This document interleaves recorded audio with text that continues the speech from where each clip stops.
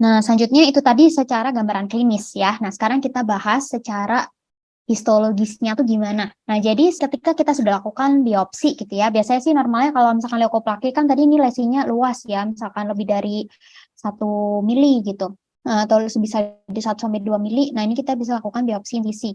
Nah, setelah kita misalkan incisi, kita cek ya, kita lakukan pewarnaan, kita lihat di mikroskop gimana gambaran epitelnya. Nah, ini kan paling sering terjadinya hiperkeratosis. Jadi kalau misalkan hiperkeratosis tuh ya udah adanya tadi ya peningkatan dari produksi keratin. Jadi paling di stratum korneumnya yang menebal, akhirnya membentuk gambaran berwarna putih tadi. Yang ini ya. Nah, kalian bisa lihat di sini ini gradingnya ya. Ini dari yang paling tanpa displasia ya. Jadi yang masih hiperkeratosis aja tanpa adanya displasia sampai yang ini juga mengalami displasia mulai dari yang mild atau moderate sampai yang ke severe.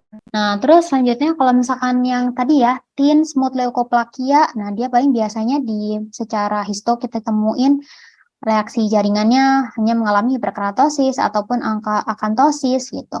Nah, mulai yang di thick fissure leukoplakia ini bisa disertai hiperkeratosis, akantosis, dan mulai ada displasia. Nah, jadi kalau misalkan disebut dis menunjukkan ya gangguan gitu ya. Berarti adanya gangguan dari pertumbuhan. Ya, jadi kan seperti yang kita bahas tadi di slide yang awal tadi, kan kalian tahu tuh normalnya epitel itu kan tersusun rapi atas stratum-stratumnya dari bawah sampai atas terjajar rapi gitu ya. Nah, kalau misalkan epitelnya mengalami displasia, maka dia akan adanya pertumbuhan yang abnormal dari jaringan epitelnya tadi. Ya, abnormal pattern of tissue growth atau disorderly arrangement. Jadi bentukannya itu enggak beraturan gitu ya. Antara stratum-stratumnya itu juga enggak beraturan. Nah, bisa di sini.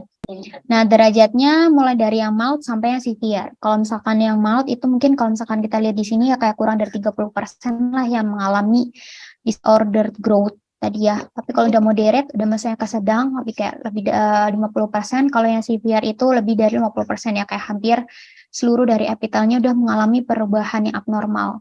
Tuh, kalau misalkan yang atipia, kita sebut dengan atipia itu adalah kalau displasia ngomongin jaringannya, ya. Kalau atipia itu kita ngomongin abnormal pada selnya.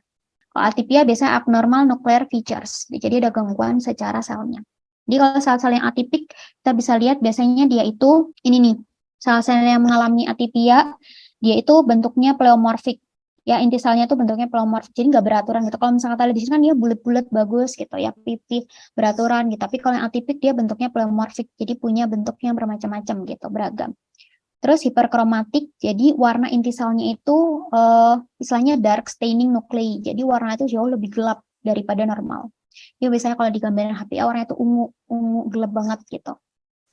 Kemudian ini ya, adanya increase nuclear cytoplasmic ratio. Jadi adanya peningkatan dari rasio si selnya sama sitoplasmanya. Nah ini ya, jadi ukuran selnya jadi kayak lebih besar. Gitu kan. Nah, terus juga peningkatan abnormal mitosis, increase and abnormal mitosis. Jadi selnya membelah gitu ya, membelah secara abnormal. Jadi mitosis secara berlebihan gitu. Nah, jadi kalau misalkan si epitel kita tuh udah mengalami displasia ya, ini sudah masuk ke arah praganas ya, masuk ke premalignan. Gitu ya. Nah, jadi istilah malignan atau istilah cancer itu adalah ketika si sel-sel yang atipik ini atau sel-sel yang punya sifat ini ya tadi ya atipik dan displastik ini dia sudah menembus dari si membran basalis dan dia menginvasi ke lamina propria. Seperti yang kita tahu kan kalau misalkan kita sebut kanker ya, kanker ganas itu kan dia punya sifat metastasis ya, sama punya sifat invasi. Tuh, jadi si membran basalisnya udah rusak dan pindah ke organ tubuh yang lainnya, misalkan kayak gitu. Bisa dipahami ya. Apa-apa, nanti pelan-pelan aja kita bisa ulang-ulang lagi materinya. Oke? Nah gitu.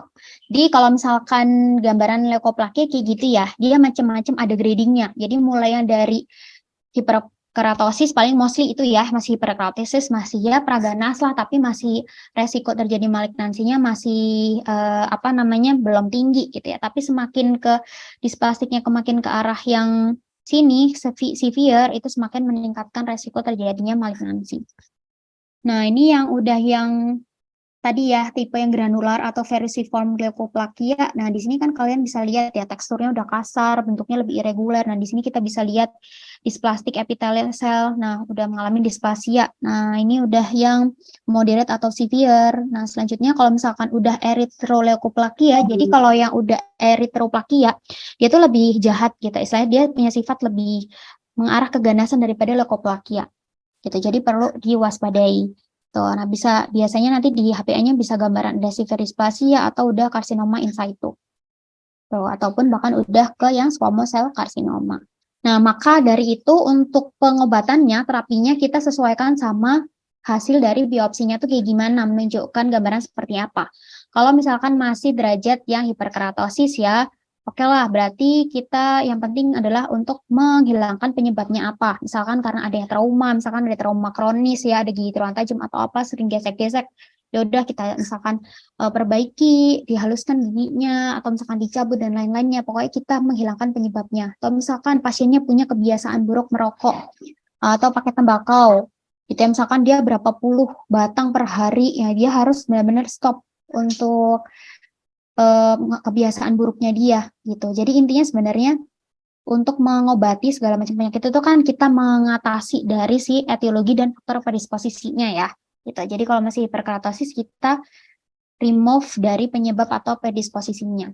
Nah, tapi kalau misalkan sudah menunjukkan adanya gambaran displasia atau bahkan karsinoma in situ, ya jadi kita lakukan eksisi dan juga diobservasi. Nah, ketika nanti lesinya muncul ulang ya dari recurrent dia kambuh lagi, nah itu bisa di eksisi ulang ataupun juga diobservasi. Ini tentunya penata laksanaannya oleh spesialis ya.